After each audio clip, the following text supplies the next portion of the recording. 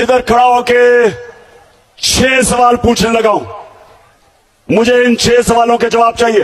पहला सवाल कि जब वो अमेरिकी डोनाल्ड लू ने पाकिस्तान एम्बेसडर असद मजीद को वॉशिंगटन में जब धमकी दी कि इमरान खान को अदम एतमाद में हटाओ नहीं तो हम पाकिस्तान के लिए मुश्किलें पैदा कर देंगे, मेरा पहला सवाल यह है कि जब मैं मुल्क का प्राइम मिनिस्टर था, एम्बेसडर मेरे नीचे था, एम्बेसडर मेरे नीचे था, तो सवाल मेरा यह है कि वो किसको पैगाम दे रहा था?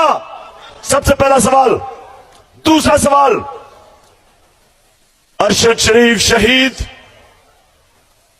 कौन उसको धमकियां दे रहा था? किसने उसको मजबूर किया?